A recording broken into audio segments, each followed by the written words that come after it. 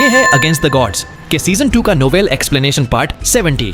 पिछले एपिसोड के last scene में देखा था कि युनचे उन दोनों पाइथन को नजरअंदाज करके जाने ही वाला था कि अचानक उसने दोनों पाइथन्स को आपस में इंसानों की भाषा में बात करते हुए सुना। एक पाइथन बोला, क्या घूर रहा है? दूसरे ने जवाब दिया, तुझे घूर रहा हूं बेवकूफ। पहले ने बोला, एक बार और बोल के दिखा। दूसरे ने पलट कर बोला, हाँ मैं फिर से बोलूंगा, क्या कर लेगा तू? इसके बाद दोनों अजगर आपस में लड़ने लगे। इन दोनों पाइथन को इंसानी भाषा बोलता देख युनचे वहीं बुत बनकर खड़ा रह गया। अब आगे काफी देर की भीषण लड़ाई के बाद वो दोनों धब्बेदार पाइथन्स थक कर अलग हो गए। लेकिन अगले ही पल कुछ ऐसा हुआ जिसने युनचे को हैरान कर दिया। एक तेज रोशनी के साथ वो दोनों विशालकाय सांप दो इंसानी लड़कों में बदल गए। अर्थ प्रोफाउंड रेल्म के पाइथन्स का बोलना ही अजीब था, पर उनका इंसानी रूप ले लेना युनचे के लिए बिल्कुल नया अनुभव था। वो दोनों अब भी आपस में बहस कर रहे थे और एक दूसरे को अपने लोगों को बुलाने की धमकी देकर अलग अलग दिशा में भाग गए। युनचे अभी इस झटके से उबर ही रहा था कि उसे अपने पीछे से एक औरत की मीठी और छेड़ने वाली आवाज सुनाई दी। उसने पलट कर देखा तो दूर दूर तक कोई नहीं था। तभी पास के एक खूबसूरत क्रैब एप्पल ट्री से हल्की लाल रोशनी निकली और वो पेड़ पलक झपकते ही एक गुलाबी कपड़े पहनी हुई खूबसूरत औरत में बदल गया। वो युनचे को देखकर मुस्कुरा रही थी। युनचे का मुंह खुला का खुला रह गया। पहले बोलने वाले सांप जो इंसान बन गए और अब एक पेड़ जो औरत बन गया, ये आखिर कैसी अजीब दुनिया थी। उस औरत ने सोचा कि युनचे उसकी सुंदरता देखकर हैरान है, इसलिए वो मुस्कुराते हुए उसकी तरफ बढ़ी और उसे अपने साथ रुकने के लिए कहा। युनचे का दिमाग तो ये देखकर घूम गया था कि एक पेड़ इंसान बन गया है, लेकिन उसकी हैरानी की हद तब पार हो गई जब उस औरत ने युनचे को लुभाने के लिए मुस्कुराते हुए धीरे से अपने कपड़े उतार दिए। इस नई और एबनॉर्मल दुनिया ने युनचे के सोचने का तरीका ही हिलाकर रख दिया था। अगर यह प्रोफाउंड स्काई कॉन्टिनेंट होता तो शायद वो इस औरत के साथ थोड़ा वक्त बिताता, लेकिन यहां वो सिर्फ शांति चाहता था ताकि वो सब कुछ समझ सके। मुझे अभी कुछ काम है, यह कहकर वो पीछे हटा और पलटकर तेजी से भाग गया। उसके जाते ही फूलों के खेत से औरतों के हंसने की आवाजें आने लगीं। क्रैब एप्पल औरत अफसोस जता रही थी कि उसने एक प्योर ह्यूमन को खो दिया। वो बता रही थी कि अगर उसे किसी प्योर ह्यूमन से बच्चा होता तो वो इस इलाके से बाहर जा सकता था, उनकी तरह जिंदगी भर यहीं फंसा नहीं रहता। कुछ किलोमीटर दूर आकर युनचे रुका और खुद से पूछा, वेट, मैं भाग क्यों रहा हूं? जैस्मिन ने उसकी हालत पर टोंट मारते हुए कहा, क्या बात है? एक औरत ने तुम्हारे सामने कपड़े क्या उतारे? तुम्हारे अंदर का ठरकी हरकत में आने के बजाय भाग खड़ा हुआ। युनचे ने परेशान होकर कहा कि असली प्रॉब्लम वो औरत नहीं बल्कि उसका एक पेड़ से बनना है। इस पर जैस्मिन ने उसे डांटते हुए कहा, तुम्हारा रिएक्शन ऐसा है जैसे तुमने पहले कभी डीमन नहीं देखा हो। डीमन? यह शब्द सुनते ही युनचे चौंक गया।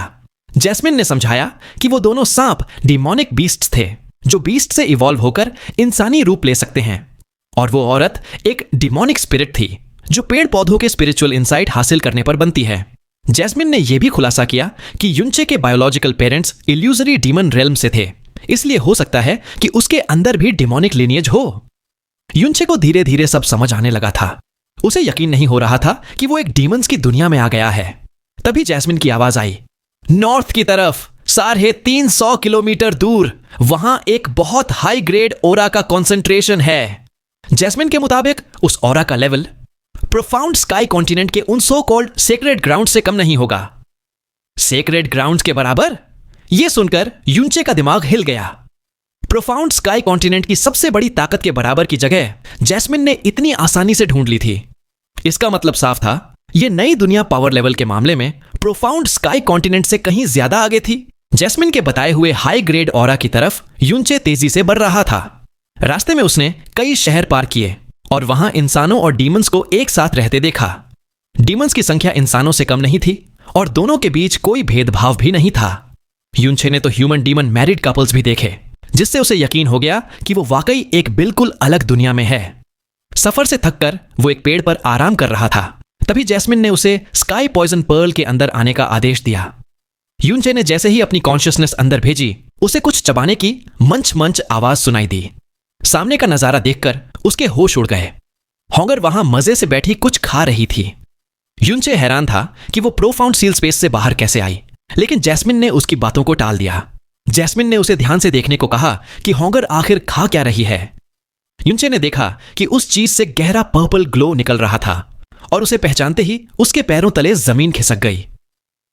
वो एक पर्पल वेन्ड हेवन क्रिस्टल था। युनचे चीखते हुए उसे रोकने के लिए लपका, होंगर रुको, तुम वो नहीं खा सकती। लेकिन होंगर फुर्ती से पीछे हट गई और उस कीमती क्रिस्टल को निगल गई।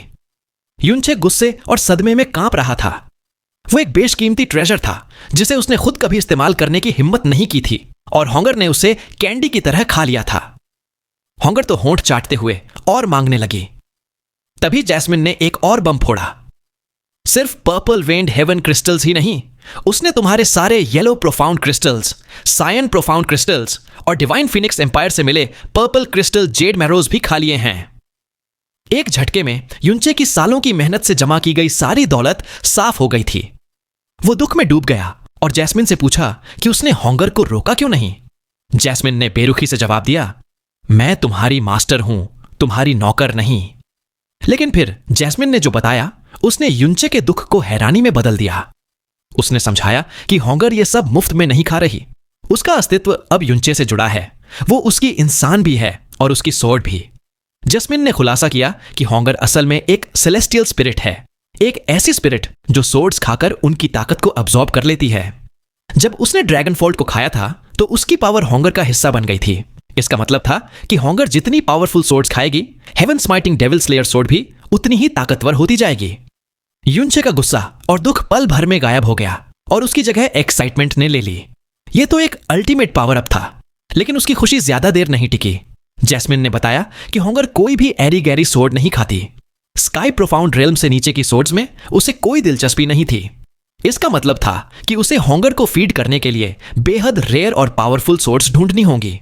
युनचे ने शिकायत की होंगर उसकी बात नहीं मानती, जिस पर जैस्मिन ने सलाह दी कि उसे होंगर के साथ अच्छा बर्ताव करना होगा। यह सुनकर युनचे को लगा कि पता नहीं मास्टर कौन है, वो या होंगर। जब युनचे ने क्रिस्टल्स खाने के बारे में पूछा तो जैस्मिन ने कहा कि उससे होंगर की स्ट्रेंथ नहीं बढ़ती। फिर उसने होंगर को कुछ दिखाने के लिए कहा। होंगर ने अपना छोटा सा हाथ आगे बढ़ाया और एक लाल रोशनी चमकी। अगले ही पल उसकी हथेली पर एक छोटा गहरे लाल रंग का मिनिएचर प्रोफाउंड आर्क नजर आया। होंगर के हाथ में उस छोटे गहरे लाल रंग के आर्क को देखकर युनचे को एक अजीब सी जानी पहचानी फीलिंग आती है और वो पूछता है, ये क्या है?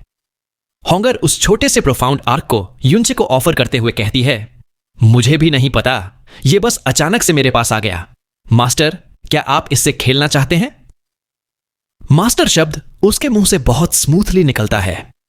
युनचे को कोई आइडिया नहीं था कि जैस्मिन ने होंगर को इस तरह से कैसे पढ़ाया लिखाया था।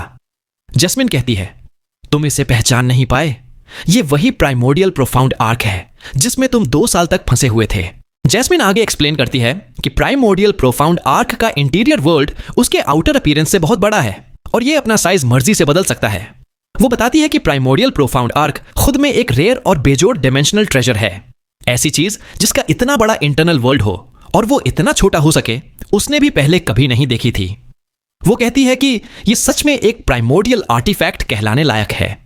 युनचे जैस्मिन के कहने पर होंगर के हाथों से उस छोटे आर्क को ले लेता है। जैसे ही उसकी उंगलियां उस छोटे आर्क को छूती हैं, एक कमजोर सफेद रोशनी चमकती है।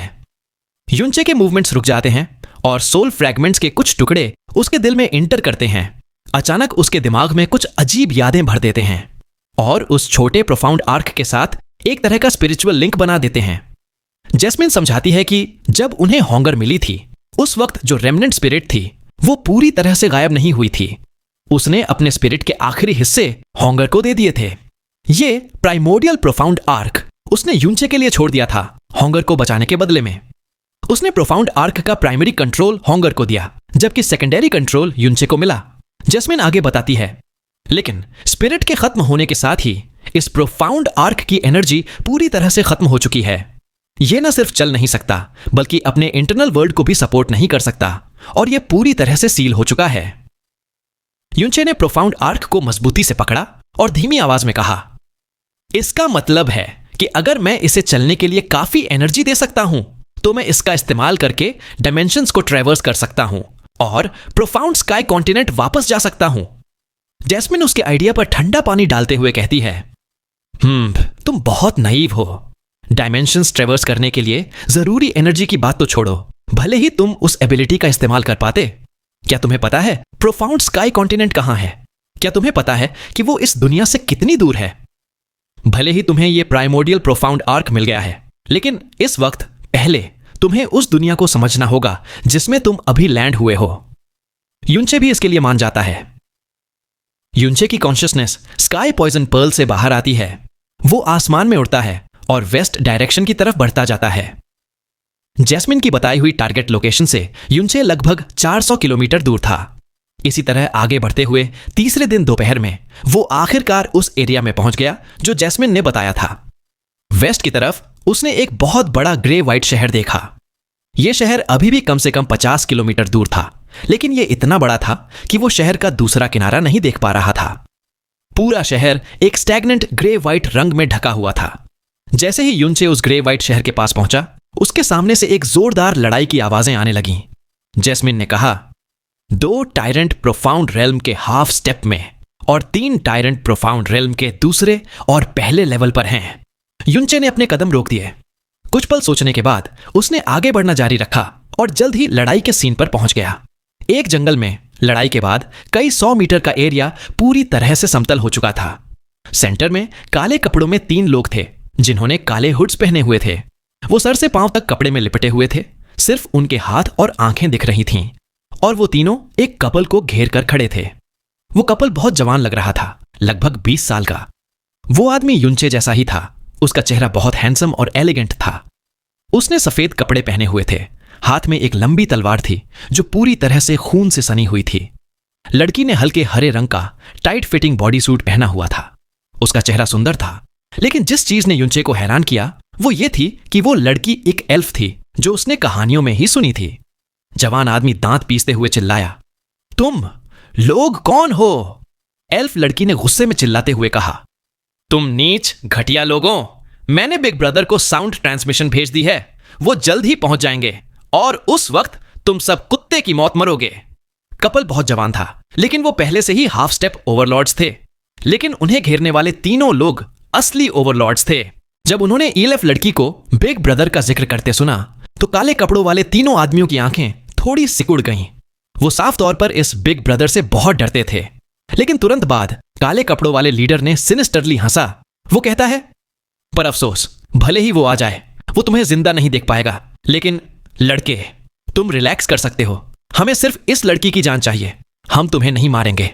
जवान लड़के ने चिल्लाते हुए कहा, अगर तुम मेरी 7 सिस्टर को मारना चाहते हो तो तुम्हें पहले मेरी लाश के ऊपर से गुजरना होगा। लेकिन जैसे ही उसने ये शब्द कहे, उसने बहुत सारा खून थूक दिया। इस वक्त युनचे उनकी स्पिरिचुअल परसेप्शन में आ चुका था।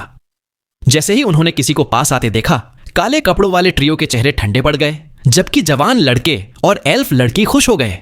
लेकिन जब उन्होंने महसूस किया कि जो आ रहा है वो सिर्फ स्काई प्रोफाउंड रेल्म में है, तो काले कपड़ों वाले आदमियों ने तिरस्कार से हंसा। कपल की नई जागी उम्मीद भी जल्दी और बेरहमी से बुझ गई। युनचे उनके सिर के ठीक ऊपर से उड़ता हुआ गुजरा। काले कपड़ों वाले तीनों आदमियों ने उस पर बिल्कुल ध्यान नहीं दिया। इस पल जैस्मिन ने कहा, क्या तुम उनके मामले में दखल नहीं देने वाले? युनचे ने सर हिलाते हुए कहा, छोड़ो, जिन 2 लोगों को घेरा गया है वो मेरी उम्र के आसपास हैं, लेकिन वो पहले से ही हाफ स्टेप ओवरलॉर्ड्स हैं। वो किसी नॉर्मल फैमिली से नहीं हो सकते और उनके दुश्मन इतने पावरफुल हैं कि उनसे निपटने के लिए 3 ओवरलॉर्ड्स भेज सकते हैं। मैं अभी अभी इस जगह पहुंचा हूं और मुझे अभी तक सबसे बेसिक सिचुएशन भी नहीं पता है। बेहतर होगा कि मैं दखल ना दूं। काले कपड़ों वाले ट्रियो के लीडर ने ठंडी हंसी हंसी और अपना हाथ बढ़ाया। उसकी 5 उंगलियां एल्फ लड़की की तरफ एक पकड़ने वाली मोशन बना रही थीं। वो कहता है, हे, अब मरो। जवान लड़के का चेहरा लाल हो गया। वो चीखा, मैं तुम्हें मेरी 7 सिस्टर को नुकसान नहीं पहुंचाने दूंगा। काले कपड़ों वाला आदमी ठंडे से हंसा, अपनी औकात से ज्यादा मत सोचो। और इसी पल जवान लड़के का शरीर अचानक घूमा और उसने अपनी पीठ का इस्तेमाल करके काले कपड़ों वाले आदमी का हमला झेल लिया। जो हाथ हमले को रोकने वाले थे वो इसके बजाय एल्फ लड़की के शरीर पर जोर से पड़े। इस पल वहां मौजूद सभी लोग पूरी तरह से हैरान हो गए, यहां तक कि दूर उड़ता हुआ युनचे भी डिस्ट्रैक्टेड हो गया। इस अचानक हमले के झटके से एल्फ लड़की का शरीर बहुत दूर जा गिरा और वो काले कपड़ों वाले ट्रियो के घेरे से बच गई। जवान लड़के ने अपनी बची हुई सारी एनर्जी का इस्तेमाल करके चिल्लाया, 7th सिस्टर, जल्दी भाग जाओ। उसकी पीठ पर काले कपड़ों वाले आदमी का हमला लग चुका था। उसका पूरा शरीर दूर जा गिरा और उसकी पीठ पर एक मुट्ठी के साइज का खूनी छेद हो गया था। काले कपड़ों वाला आदमी चीखा, डैम इट! क्या तुम्हें लगता है कि यह उसकी जान बचाने के लिए काफी है? कैसी बेवकूफी भरी मासूमियत है। दूसरे दो काले कपड़ों वाले आदमी एक साथ उड़े और उस एल्फ लड़की की तरफ बढ़े, लेकिन उन्हें पीछा करने की भी जरूरत नहीं पड़ी क्योंकि एल्फ लड़की वापस दौड़ती हुई आ रही थी।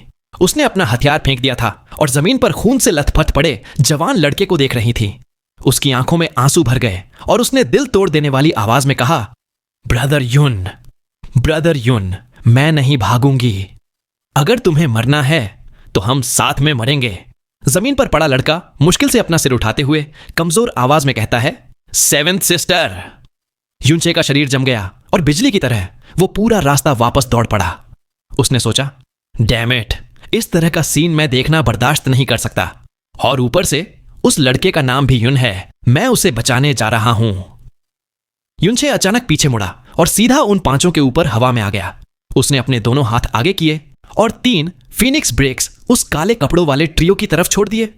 काले कपड़ों वाले ट्रियो के लिए एक स्काई प्रोफाउंड को कुचलना एक चींटी को मसलने जैसा था। उन्हें बिल्कुल भी उम्मीद नहीं थी कि वो स्काई प्रोफाउंड छोकरा वापस आकर उन पर हमला करेगा। उन्होंने उन आग के गोलों को बिल्कुल भी सीरियसली नहीं लिया, लेकिन अचानक वो लाल आग जो 10 मीटर दूर थी उनके शरीर की तरफ आने लगी और उसकी स्पीड उनकी उम्मीद से कहीं ज्यादा थी। जैसे ही आग पास आई, उन्हें एक भयानक गर्मी और एक बेहद खतरनाक ऑरा महसूस हुआ, जिससे उनके दिल अचानक से जोर से धड़कने लगे। काले कपड़ों वाले ट्रियो ने एल्फ लड़की पर हमला रोक दिया और तेजी से मुड़कर आने वाली आग को रोकने के लिए हाथ आगे किए, लेकिन जैसे ही उनकी हथेलियां आग से टकराईं, उनके शरीर कांप गए। उन्हें कई कदम पीछे हटना पड़ा। उनके हाथ सुन्न हो गए और उनके शरीर कांपने लगे। काले कपड़ों वाला आदमी गुस्से में बोला, कौन हो तुम? भले ही वो गुस्से में बोल रहा था, लेकिन उसकी आंखों में गहरा डर था। युनचे हवा में चलते हुए उनके पास आया। जमीन पर पड़ा हुआ जवान आदमी, जिसकी ऑरा बेहद कमजोर थी, अपना सिर उठाकर जोर से चिल्लाया, दोस्त, प्लीज तुम यहां से चले जाओ। हमारी मदद करने के लिए शुक्रिया, लेकिन इस मामले से तुम्हारा कोई लेना देना नहीं है। प्लीज अभी यहां से चले जाओ। युनचे ने उसे एक नजर देखा, लेकिन कोई जवाब नहीं दिया। काले कपड़ों वाला एक आदमी गहरी आवाज में बोला, हे लड़के, मैं तुम्हें सलाह दूंगा कि इसमें दखल न दो। दखल देने वाले लोगों की जिंदगी अक्सर छोटी होती है। युनचे ने अपने हाथ क्रॉस किए और हल्के से हंसा। वो कहता है, लेकिन अफसोस की बात है कि आज मेरा मूड अच्छा है, तो इस मामले में मैं जरूर दखल दूंगा। मैं हमेशा से एक दयालु और मेहरबान इंसान रहा हूं। मार काट मुझे पसंद नहीं, इसीलिए या तो तुम तीनों अभी यहां से चले जाओ या मैं तुम्हें नर्क के राजा से मिलने भेज दूंगा। काले कपड़ों वाले तीनों आदमियों की नजर गहरी हो गई। बीच वाले ने आगे बढ़कर कहा, लगता है कि हमने तुम्हें इज्जत दी, लेकिन तुम फिर भी इतने बेशरम हो। अगर ऐसा है तो तुम्हें भी मरना होगा। उसकी आवाज खत्म होते ही काले कपड़ों वाला आदमी आसमान में दौड़ पड़ा। साथ ही उसके हाथों में 8 फीट लंबा काला लोहे का भाला आ गया। यह भाला सिर्फ एक अर्थ प्रोफाउंड वेपन था। जमीन पर खून में लथपथ पड़े जवान आदमी ने काले कपड़ों वाले आदमी को हमला करते देखा और वो शौक में चिल्लाया, संभल के। काले कपड़ों वाले आदमी के हमले का सामना करते हुए युनचे के चेहरे पर एक अजीब सा एक्सप्रेशन आया। उसने अपने हाथ आगे बढ़ाए और उसकी तरफ आ रहे भाले के शरीर को पकड़ने की कोशिश की। काले कपड़ों वाला आदमी देखता है कि युनचे बचने की कोशिश नहीं कर रहा है, बल्कि अपने नंगे हाथों से उसके हथियार को रोकने की कोशिश कर रहा है। वो अपने दिल में ठंडा सा हंसा और उसके बाजू में प्रोफाउंड एनर्जी एक बार फिर से बढ़ गई। अगले ही पल युनचे की बढ़ी हुई हथेली ने भाले को बिल्कुल सही तरह से पकड़ लिया। अचानक वो बेहद भयानक प्रोफाउंड एनर्जी वेव जैसे एक बाउंडलेस पहाड़ की दीवार से टकराकर तुरंत गायब हो गई। इससे पहले कि काले कपड़ों वाला आदमी हैरानी का एक्सप्रेशन दिखा पाता, युनचे ने उस आदमी से भाला छीन लिया और अपने हाथ के एक झटके के साथ भाला तेजी से काले कपड़ों वाले आदमी की कमर की तरफ बढ़ा। बैंग की आवाज आई। एक डिस्टॉर्ट हुई स्पेशल रिपल साफ तौर पर उस रास्ते पर दिखाई दी जहां से भाला गुजरा। एक पल में भाला टूट गया। आधा हिस्सा युनचे के हाथों में रह गया, दूसरा हिस्सा एक काले मीटियर की तरह बाहर निकल गया। साथ ही जो दूसरी चीज टूटी थी वो थी काले कपड़ों वाले आदमी का शरीर। जैसे ही काला भाला उसके शरीर पर लगा, उसका शरीर सचमुच 2 हिस्सों में टूट गया। जब काले कपड़ों वाले आदमी के शरीर के 2 हिस्से गिरे तो उसके कटे हुए हिस्सों से ताजा खून के 2 फव्वारे फूट पड़े। उसकी आंखें अभी भी चौड़ी थीं और उसका एक्सप्रेशन अंतहीन डर, झटके और अविश्वास से भरा हुआ था। भले ही वो एक ओवरलॉर्ड था, लेकिन अगर उसका शरीर 2 हिस्सों में टूट गया था तो उसके बचने का कोई रास्ता नहीं था। नीचे के चारों लोग बिल्कुल सुन्न हो गए थे और किसी ने सांस नहीं ली। चारों लोग अपनी आंखों के सामने जो हुआ था उस पर विश्वास नहीं कर पा रहे थे। एक ओवरलॉर्ड उस जवान आदमी के हाथों एक शर्मनाक मौत मरा था। युनचे, जो अभी भी हवा में था, अपने हाथ में टूटे हुए भाले को देखकर खुद भी हैरान रह गया। उसे यकीन था कि उसकी अब की स्ट्रेंथ प्राइमोर्डियल प्रोफाउंड आर्क में एंटर करने से पहले की स्ट्रेंथ से कहीं ज्यादा है, लेकिन उसे असल में नहीं पता था कि वो कितना स्ट्रांग हो गया है। लेकिन अभी जब उसने 3 ओवरलॉर्ड्स का सामना किया तो उसे बिल्कुल भी प्रेशर महसूस नहीं हुआ। जब उसने भाले से पलटवार किया तो उसने अपनी 90% पावर का इस्तेमाल किया था। उसने सोचा भी नहीं था कि उसका पलटवार बिना बर्निंग हार्ट स्टेट में एंटर किए एक ओवरलॉर्ड के शरीर को 2 हिस्सों में तोड़ सकता है। युनचे ने हैरानी में अपने हाथ को घूरते हुए सोचा, तो मेरी स्ट्रेंथ सचमुच इतनी बढ़ गई है? जैस्मिन ने तिरस्कार से कहा, तुमने क्या सोचा था? तुमने अपनी ड्रैगन गॉड की ब्लड लाइन को 10 गुना बढ़ाया और तुमने ग्रेट वे ऑफ द बुधा के 4थे स्टेज तक पहुंच गए। क्या तुम्हें लगता है कि यह सब मजाक के लिए है?